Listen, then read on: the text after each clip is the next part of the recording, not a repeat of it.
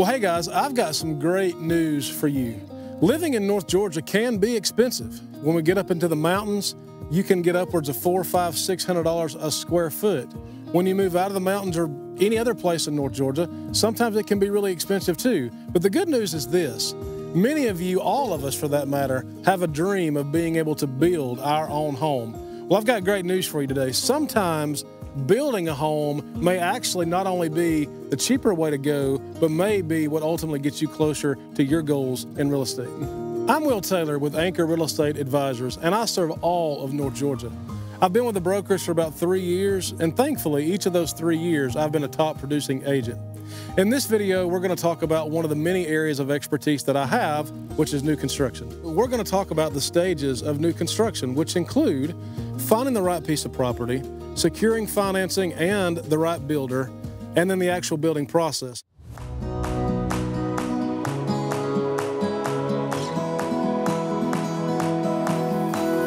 So the first step in new construction is finding the right piece of property. Now, before I go any further, we need to talk about something, the most important thing. You may not know this. I didn't even know this as a realtor until just a little while ago. But one of the most widespread forms of fraud that is most prevalent in real estate actually is land. People will imitate a seller. They will close on the land and never even know that the person that they thought was a seller wasn't the seller. Now, the way to overcome that is you do need a realtor who knows how to pull deeds, who knows how to pull plats. You do need a real estate attorney who knows what they're doing, who can do title searches, who can verify identity. So before we go any further, make sure quitclaim deeds are a bad word. If your neighbor owns a piece of property and says, oh, we'll just quitclaim that deed, you do not need to do that because, again, land is one of the most prevalent forms of fraud that these fraudsters are perpetrating upon real property and the real estate industry. So you've decided, hey, new construction is the way to go. Well, the first step in that is finding the right piece of property. Now, in North Georgia, let me give you a couple guidelines here.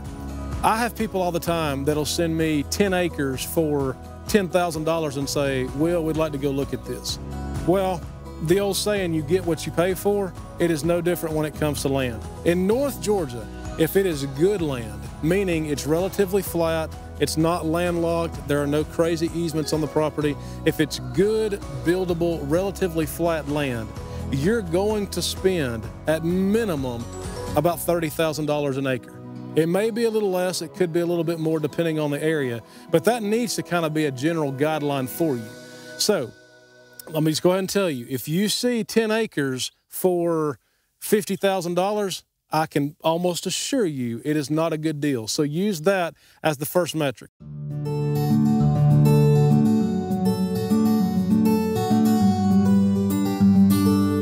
So you found that perfect property in North Georgia. Let's just call it 2 acres. That's kind of the ideal acreage for most people.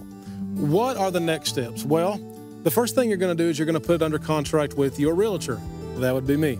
The next thing you need to do is you need a longer due diligence period. When you're buying a resale house, 5 to 7 days due diligence is normal.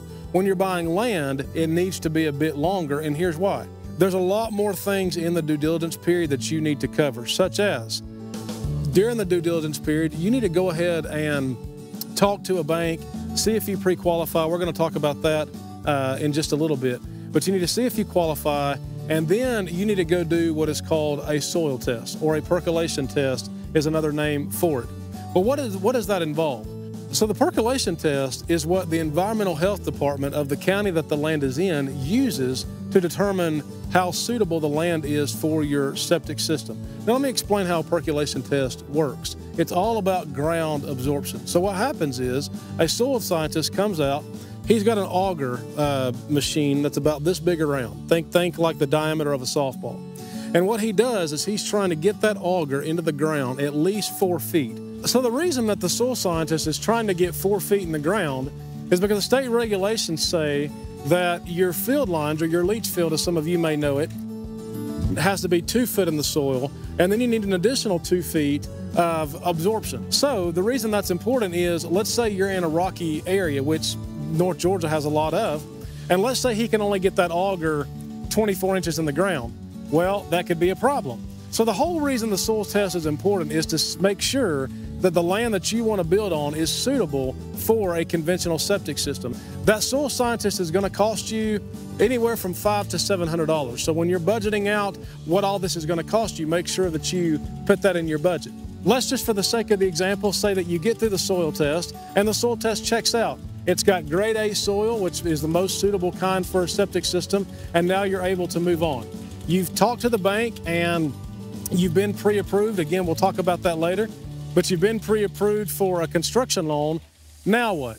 The next thing you need to do, and your realtor will help you out with this, is you need to make sure that you have a good, active, concise, accurate plat. It needs to be ideally within the last 10 to 15 years. In a perfect world, the last couple of years, your plat needs to match the legal description that's on the last deed.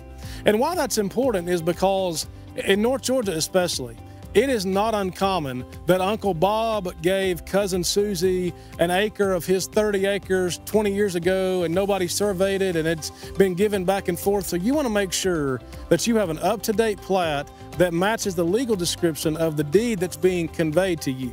So if you don't have an accurate plat, that's another point of negotiation because you need to have that.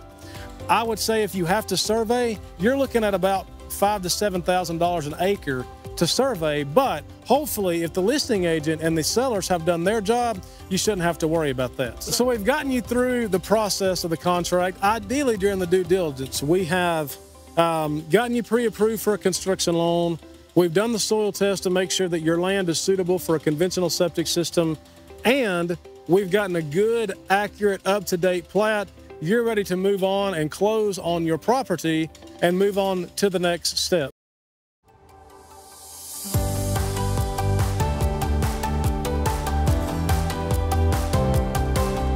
So the next step in the new construction process, after you have secured your land, after you have gotten the pre-approval for new construction, is now actually getting your construction loan and finding the right builder. So when you go to apply for a construction loan, one thing that's very key is how did you pay for your land? Now, ideally what you would do is you would pay cash for your land because you can actually use your land, the value of your land, as part of the down payment on your construction loan. If you have financed the land, then you can't do that. So ideally, you would pay cash for your land. So most construction loans are going to require about 20% down. So let's just do some rough math. Let's say you get a $400,000 construction loan to build your house. That's going to be 1% is $4,000. So that's going to be about $80,000 down that you're going to need. If you paid, say, $60,000 for your land, then the $60,000 would go toward the down payment and you'd have another $20,000. Does that make sense? I hope that it does. And the way that that works during the construction loan process is you're going to do interest-only payments based on what you've spent out of the construction loan. Once you get your your certificate of occupancy, then you're going to go to a regular mortgage lender and you're going to do your 30-year mortgage that's going to pay off the construction loan. So that's the construction loan kind of in a nutshell. The next most important thing is finding the right builder. Now, you could go on Google and you could probably find any number of builders out there. For me personally, the builder that I partner the most with is Gary Williamson with New Hope Home Builders. He would talk to you about his fees, but let me just talk to you in generalities about how builders usually charge. So you have, for the most part, you have two different pay structures for builders. They're either going to do what's known as the cost plus model, which is, for example, would be, say builder A says, okay, it's going to cost $400,000, so my fee is going to be $400,000 plus 20%. Kind of the downside to that model is that the more you spend, the more your builder makes. Okay. The other model is to just do a flat fee. So a flat fee would be for the builder to say, you know what, Mr. and Mrs. Smith, I'm going to charge you $60,000 to build your house, $40,000, $70,000, whatever their builder fee is. I would say, if I had to guess, your typical builder fees are going to be somewhere between $35,000 to about $80,000, depending on the build, how custom it is, so forth and so on. Obviously, construction loan is like any other type of loan. You have to qualify, but you've already been pre-approved, right? So, like any other process, just make sure that you're not going out and buying any new cars or creating any more debt that your lender doesn't know about. Also, I want to give a shout out to Community Bank of Pickens County. The reason that I'm standing here talking to you about construction loans in front of this bank is this is the bank that I recommend to all of my clients who are considering building. This is our recommended lender when it comes to construction loans. I have personally used them. I have recommended builders and other clients to use them. Always had a great experience. If you're thinking about building a home and you need to pre-qualify, come and see Lori or Amanda here at Community Bank of Pickens County.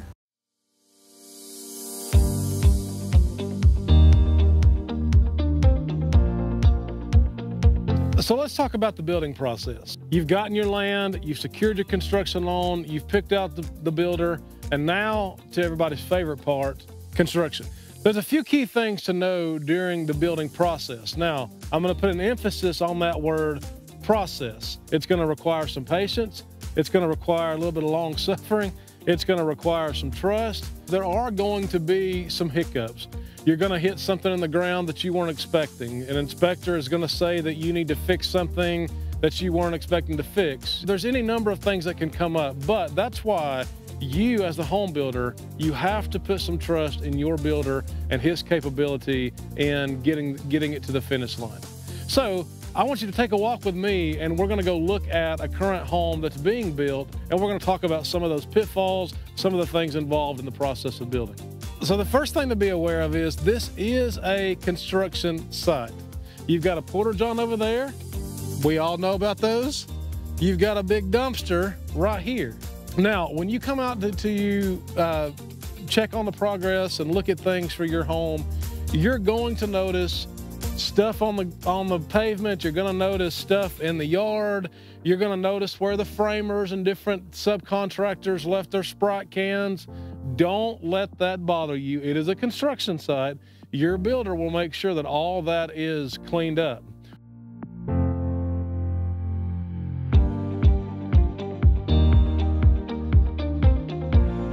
So another thing that I want to put you at ease about is what your actual home site looks like. Now you'll notice behind me, you see boards, you see a bunch of rock, you see a bunch of dirt, you see some muddy spots. Again, that is all normal, guys. That is nothing to be alarmed about. Your builder will make sure that your grader takes care of that. So actually, matter of fact, you've got usually 3 times during the grading process. You've got the initial grade, which is where they're taking down trees and all that kind of stuff. You've got a second grade where if you're doing a basement, that's where they'll dig out your basement, they'll clear your site pad for your home. And then you've got what's called a final grade, where they come back toward the end and they smooth everything out and get it ready for the landscape guy to lay your beautiful sod and all of your mulch and all of that kind of thing. So when you come out to your construction site and you see mud on your porch, or you see mud on the beams, or you see boards with nails in them, or anything like that, again, guys, don't be alarmed. It's all part of the process. So guys, as you can see, your dream of becoming a homeowner or investing in real estate is not as far off as you might think it is. Your dream can become a reality. Take that next step and let's get the ball rolling for you.